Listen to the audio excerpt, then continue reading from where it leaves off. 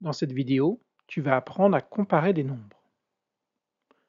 D'abord, comparer les nombres, c'est quoi? Comparer des nombres, c'est chercher le nombre qui représente la plus grande ou la plus petite quantité. Imaginons qu'on veuille comparer 37 et 29. Si ces nombres désignent des objets précis, par exemple des jetons, des oranges, les comparer, c'est chercher à savoir où est-ce qu'il y en a le plus ou le moins. Est-ce que 37 est plus grand que 29 ou est-ce que 37 est plus petit que 29? Pour comparer des nombres à deux chiffres, on peut les représenter sous forme de dizaines et d'unités. 37 est représenté avec 3 dizaines et 7 unités. 29 est représenté avec 2 dizaines et 9 unités.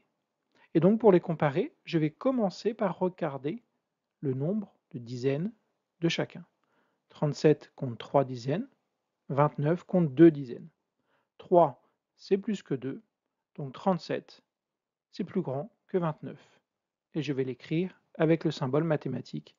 37 est plus grand que 29. On dit aussi 37 est supérieur à 29. Essayons sur un autre exemple. Nous voulons comparer 58 et 71.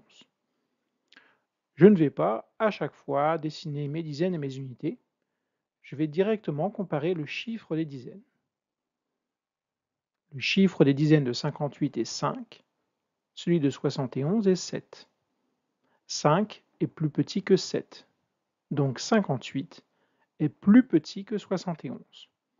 On dit aussi que 58 est inférieur à 71. Essayons enfin sur un troisième exemple, 46 et 42. On suit la règle, on commence par comparer le chiffre des dizaines.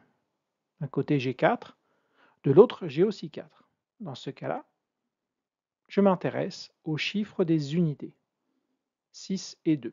6 est plus grand que 2, donc 46 est plus grand que 42. 46 est supérieur à 42. J'ai donc appris la règle pour comparer des nombres à deux chiffres. Je compare d'abord les dizaines, et si les dizaines sont égales, je compare le chiffre des unités.